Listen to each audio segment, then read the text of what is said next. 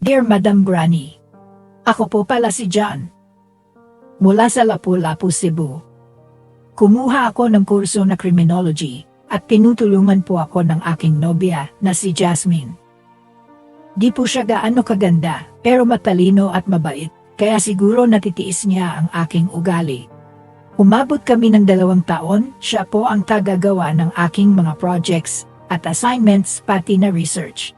Dahil kay Jasmine, malalaki po ang grades ko, matalino naman po ako, tamad lang. Dahil busy si Jasmine, pero syempre nag-aaral pa po siya, tapos ginagawa pa po niya mga projects ko. At habang ako naman ay iba ang kinabibisihan. At ganito po ang katas ng aking kahapon. Hindi po alam ni Jasmine ang aking mga pinaggagawa, napapabarkada po ako ng dahil sa kanyang kabaitan, ay mas lalong tumindi ang aking pagkabarkadista. Nagpapaalam ako sa kanya na may gagawin lang kaming school project, di niya alam na nasa inuman lang pala kami nun. Meron din kaming kasamang friends namin, na mga babae, at isa dun ay medyo natitipuhan ko, at feeling ko din na may gusto din siya sa akin, ang pangalan niya ay Kiana. At yun na nga biglang tumawag si Jasmine sa akin. At lumabas ako saglit sa boarding house ng aking kaklase para hindi marinig ni Kiana ang aming pagpinag-usapan ni Jasmine. Nung tapos na kaming mag-usap ni Jasmine ay agad naman akong bumalik sa loob. At pagbalik ko doon bigla akong tinanong ni Kiana kung nobya ko ba daw kausap ko. Sagot ko naman sa kanya ay hindi ko yun nobya, mama ko yun, tinatanong lang ako kung anong oras daw ako makakauwi. At saka wala akong nobya ngayon, Kiana. Till now single pa din ako, panay sabi ni John pago Kiana. At ayun na nga ang maling nagawa ni John. Pinatulan niya si Kiana, kanyang sariling kaibigan, nang dahil sa kalasingan ay di na nila napigilan ang tukso ng damdamin. Prinsipe po ako sa piling ni Jasmine. Pagpasok ko pa lang ng school halos kompleto na lahat ng pangangailangan ko. Kahit nga gamit sa school, siya pa nga nagpo-provide sa akin wala namang kaalam-alam si Jasmine sa aking mga ginagawa, pati na ang aking mga magulang sa probinsya.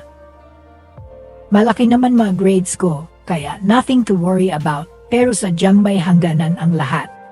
Pasang ilang linggo ay may naagap na chismis si Jasmine tungkol sa amin ni Kiana. Agad namang tinanong ako ni Jasmine kung totoo ba ang mga chismis na naririnig niya sa school. Siyempre sinagot ko na hindi yan totoo, gawa-gawa lang nila yun. Pero may pruweba si Jasmine tungkol sa issue namin ni Kiana kasi may tumulong sa kanya. Kaibigan ko lang din at kasama din siya sa inuman nun. Naawa lang daw yung tropa ko sa nobya ko, kaya sinabi niya ang totoo at may picture pa nga. Galit na galit ako sa kaibigan ko nun kasi binuking ako kay Jasmine. Di nagtagal hiniwalayan talaga ako ni Jasmine. Nagmamakaawa ako nun, lumuhod pa nga para mapatawad niya ako dun mismo sa tapat ng bahay nila. Pero wala na talaga, mahirap talaga pag mawalan na ng trust sa iyo ang isang tao. Inabukasan ay nalaman na ng mga tropa ko na hiwalay na kami ni Jasmine. Siyempre sinabi ko sa kanila na ako mismo ang unang nakipaghiwalay kay Jasmine para di ako mapahiya sa mga katropa ko. Siyempre may pride ako Wala din si Kiana sa aking buhay dahil nagkaroon din ng jowa na isang varsity ng basketball team. Pagkalipas ng 5 taon may mga trabaho na ang mga tropa ko at classmates ko habang ako po ay nahinto sa aking pag-aaral dahil hindi na kinaya ng aking mga magulang kaya napilitan po akong namasukan ng isang security guard sa 7-Eleven store. At sa di inaasahang panahon ay nagkita muli kami ni Jasmine. Pero meron siyang kasamang lalaki, at sa di inaakalang fiancé niya pala ito, at ang fiancé niya ay isang mayamang businessman. At sa di inaasahan ng fiancé ni Jasmine ay ang may-ari pala ng 7-Eleven at gasoline station.